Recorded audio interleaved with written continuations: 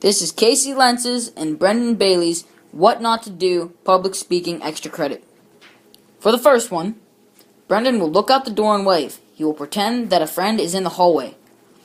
Basically, he will be distracted by someone outside while giving his speech. Jack and Jill went up the hill to fetch a pail of water. Jack fell down and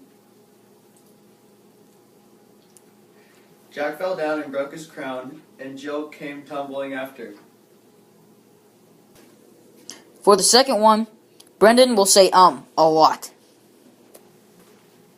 Little Miss Muffet sat on a tuffet eating her curds, and what they came a spider who sat down beside her and frightened Miss Muffet away. Now Casey is going to use ridiculous and over-the-top hand gestures. This little pig went to the market. This little pig stayed home. This little pig had roast beef, and this little pig had none. And this little pig cried wee all the way home. Now Casey will stare at his shoes the entire time he speaks. Hey diddle diddle, the cat and the fiddle. The cow jumped over the moon. The little dog laughed to see such a sport. The dish ran away with the spoon. Brendan will now pace back and forth while he reads. Hickory dickory dock, the mouse ran up his clock. Clock struck 1, the mouse ran down. Hickory dickory dock. Brendan will now shout/speak too loudly. Humpty Dumpty sat on a wall. Humpty Dumpty had a great fall. All the king's horses and all the king's men couldn't put Humpty together again. Now Casey is going to read way too quietly. This old man, he played knick-knack on his drum. He gave a dog a bone. This old man came rolling home. Now Casey is going to speak way too fast. 3 blind mice, 3 blind mice, sail around, the air life, farmer's wife, cut off tails with a carbon knife to see such a thing like 3 blind mice. Casey will hold the card in front of his face while he reads.